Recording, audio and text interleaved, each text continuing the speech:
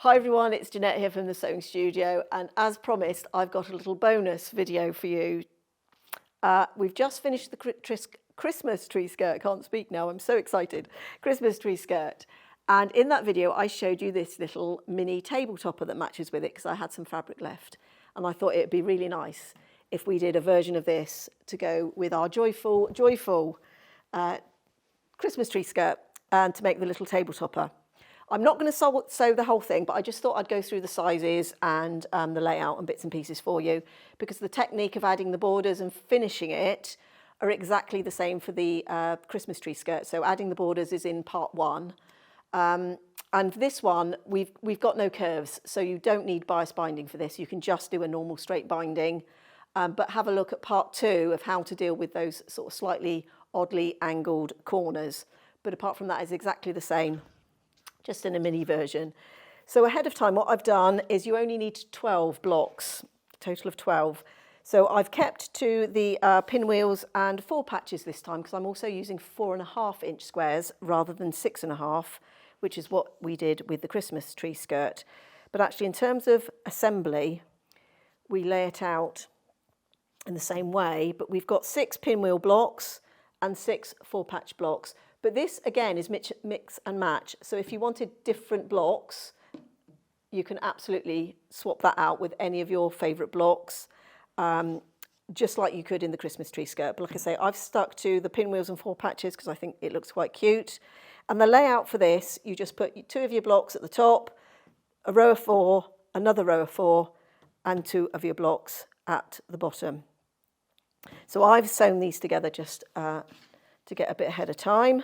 So I'm going to move those up a bit more, because we just need to fill in these blanks here now, and that's the only other bit we need to do. So this comes together super, super quick. So I've got a 7.5-inch square of background fabric here. I'm just going to check which is the right side. I think it's there. And I'm going to cut it on the diagonal twice. Now I've probably hidden my rotary cutter under all this fabric, and I have. Right, let's just move that in a land far, far away so I don't cut into it. And then we're just going to cut this corner to corner, so 7.5-inch square, cut in one direction,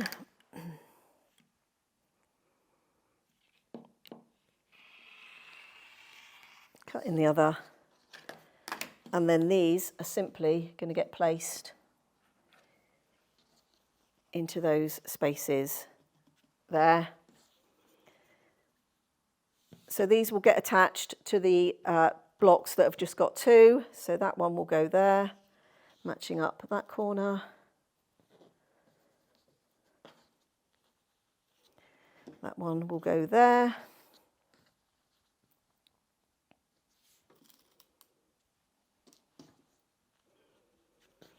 And the same with the other. Let me just pin those. So we'd sew those together again with our 1/4-inch seam. Just check that that's right. Yeah.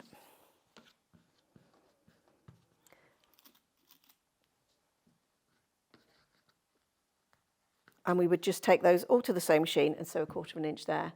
Once those triangles are on, you can add those 2 rows to that row, do your little trim exactly like we did for the Christmas tree skirt. You should have plenty to get slightly more than a 1/4 inch, so you don't have to be too worried about taking off any of your corners or anything of your block. And your little table topper, add your borders, put your binding on and your backing, a quilt, and your little table topper will be done. So I hope if you've got fabric left from your Christmas tree skirt, you can make yourself a little mini table topper. And don't forget as well, using a very similar principle, I'm just going to check where I put them, you can make little placemats. Exactly the same principle, but these are just 1 block, and you just add some set-in triangles to those and finish it the same way with a little border.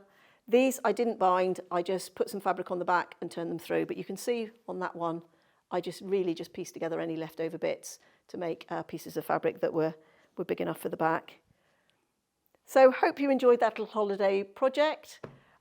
If you do have go at any of these, please do share any photos with us on our social media. Thank you for joining me for the bonus project, and I hope you'll join us again here next time in the Sewing Studio.